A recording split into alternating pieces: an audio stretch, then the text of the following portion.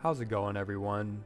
I wanted to create this video as a general reference guide for the Quick Cloth add-on. This add-on was built for Blender 4.0 and above, however, it should function properly in lower versions of Blender depending on what version you are using. To get started, make sure you have the Quick Cloth add-on zip file installed. You'll want to head over to Edit, Preferences, Add-ons, and in the top right, click this drop down to install from disk. This is where you are going to choose the Quick Cloth add-on zip file and it will install. After said and done, you should be able to look it up, or it should just pop up and you can enable the Quick Cloth add-on to get access to your simulation tools. After that's done, make sure to save the preferences, ensuring that this add-on will stay in your user interface even when the program is closed. To get started, simply head over to the sidebar arrow and click Quick Cloth. Before you click any buttons, you have a few different options to choose from, including the one-click Quick Cloth button. If you add a cloth, you can click the Remove Cloth button. You can subdivide the object, as seen, by clicking Subdivide Object. And you can also choose how many subdivisions you would like to add by typing them in and clicking Subdivide Object. Keep in mind that you can also click Unsubdivide Object to get rid of subdivisions that you have created. The Add Subsurface modifier works in a similar way. When clicked, it'll add a subsurface modifier.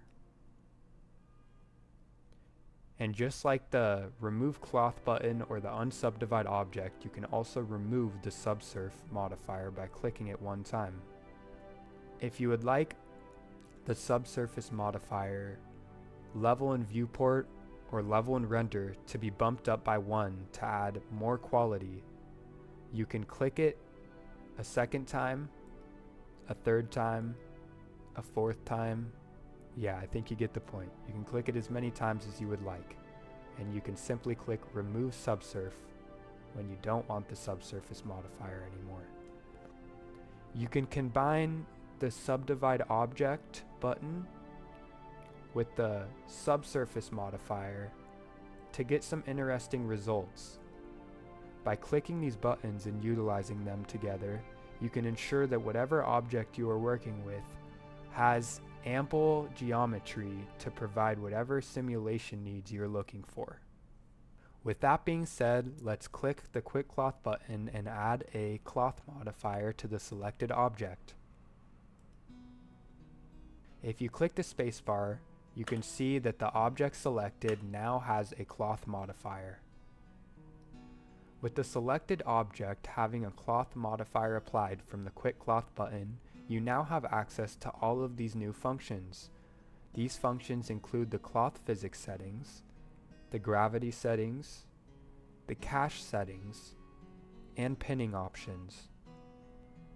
In the cloth physics settings, you can now enable or disable the object collision and self collision all from the UI. You also can enable or disable the pressure for your cloth simulation of the selected object you have chosen. When enabling pressure, you now have an adjustable setting to put the pressure up or put the pressure down. You also have a function to change the gravity. You can change it down to 0 gravity, or you can go up and make the gravity more. You also will gain access to the cache settings, allowing you to tell Blender how long you would like the selected object's cloth simulation to run. I only have 250 frames in my scene here, so I have it set to 250. But say I wanted it to only run to frame 80.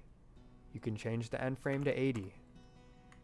Or say you wanted it to start at frame 130. Well, you can change the start frame to 130. You also now have access to pinning options. With the click of a button, you can select vertices and pin them or unpin them. So with nothing pinned, if you play your simulation, the cube will just drop. If you want it to stay in place, you can change the gravity to 0.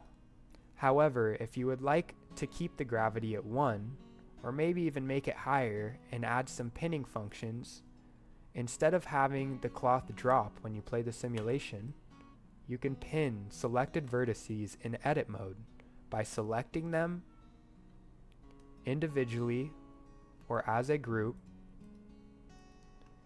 and clicking pin selected vertices. You will now have an empty placed at the selected vertice that you have pinned. If you pin multiple vertices, there still will only be one empty. That way your scene doesn't get cluttered if you select maybe 40 vertices. Instead of having 40 empties, you'll only have one.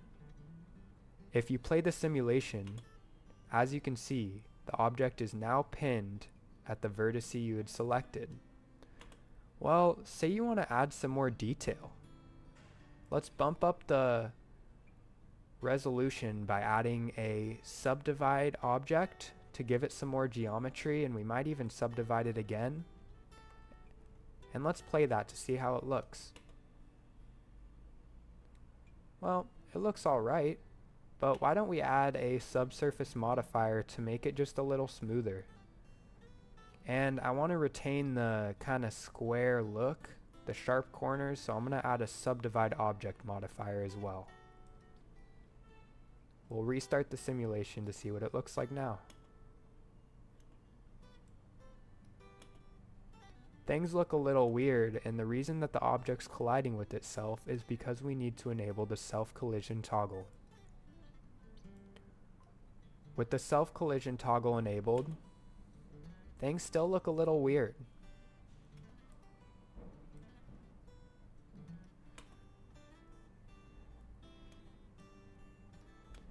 As you can see, the simulation doesn't look quite right, and the reason why is because there's no pressure inside of this object, and that's why it's sagging.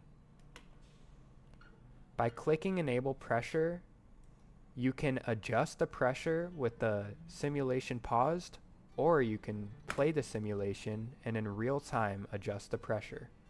It's in the negatives, which is why there's such a lack of pressure inside of our object, but as we turn it up in real time, you can see the pressure increase or decrease depending on which way you choose to go. If you turn the pressure down far enough, you can see that the object starts to collide with itself in areas such as the one here. To make sure that doesn't happen, enable the self-collision toggle in the cloth physics settings. Now when you restart the simulation, the cloth is going to collide with itself. However, sometimes even with the self-collision toggle enabled, it'll still collide with itself, and in that case you need to add another subsurface modifier, or just in general bump the resolution. If you already have a subsurface modifier applied, but you click it a second time, it'll bump the levels in the viewport up by 1. So right now we have them both at 2, and let's click it again. As you can see, they have now both gone up to 3, and the quality of our object has also gone up tremendously. It's a lot smoother. The pressure's still in the negative, so why don't we add a pressure of 2 and see what happens. Okay, let's bump it up. In real time, you can see the effects of the pressure that you're adding or taking away. You also, as discussed before, can change the gravity.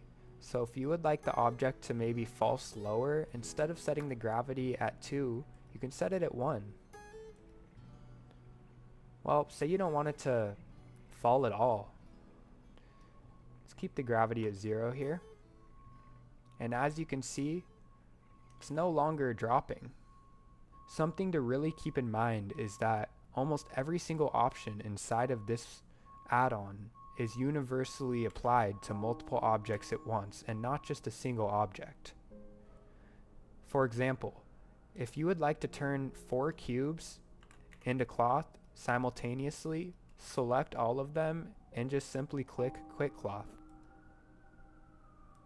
As you can see, all 4 objects have now been turned into cloth.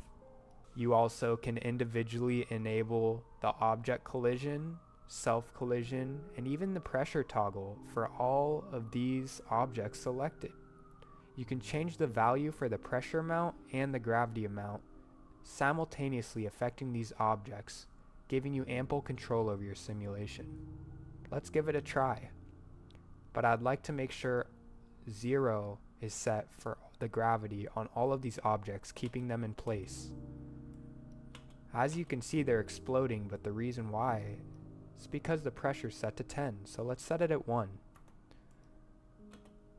Alright, well, they're all functioning as cloth, but there's not enough geometry, so just like these settings apply simultaneously, so do the subdivide and subsurface options. So let's subdivide all 4 objects and also add a subsurface modifier. Let's now restart the simulation. And as you can see, there's slightly more detail, but I'd like it to be a little smoother, so I'm going to add a subsurface modifier and shade smooth. You can individually adjust the size of these objects to your liking. And with all objects selected in real time, you can mess with the gravity or you can mess with the pressure amount.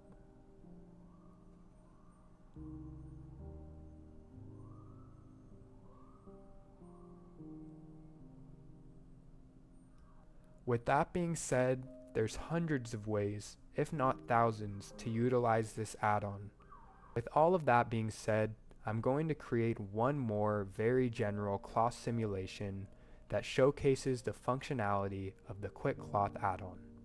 I'm going to add a plane, scale it up, I'm going to add a cube, move it up a little on the z-axis. In the physics settings, with the cube selected, I'm going to add a collision modifier. I'm going to grab the plane, move it above the cube, scale it down slightly, and click the Quick Cloth add-on button.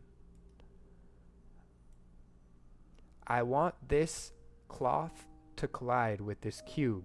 So with the cube having the collision modifier and the plane having a Quick Cloth modifier, everything should work, right?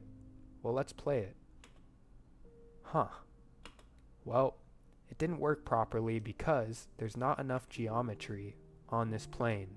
By clicking the subdivide object 2 or maybe 3 times, you now have plenty of geometry to better your cloth simulation. Let's replay the cloth simulation and see how it looks now. As you can see, it's much better, but I would like it to drape over the corners and not be so stiff. To make that happen, let's simply subdivide it 2 more times to add much more geometry, and let's even add a subsurface modifier to really change the quality. Now when we play our simulation, you can see that there's much more detail and just a higher quality look to our simulation. One thing that you may notice is that the cloth isn't fully going around the edges here on the cube, and they're protruding. The reason why is most likely just because there's not either the collision isn't thick enough or there just isn't enough geometry in the cloth. So let's add a little more geometry by clicking subdivide objects one last time, assuming your computer isn't going to explode. And now when played, you can see that it nicely fits over the box. Depending on your simulation, you're going to have to tweak settings to really make it work out. One easy way to fix this from happening as well would be to just basically go to the modifiers tab and add a, where is it? Solidify modifier. If we replay it, you can now see that for the most part everything looks good. But depending on your project and what you have to work on, you're always going to have to tweak things and make it work for you. If you have any suggestions or feedback, feel free to drop them in the comment section below and I'd love to hear. Anyways, I hope this tutorial really helps you out. Have a good day.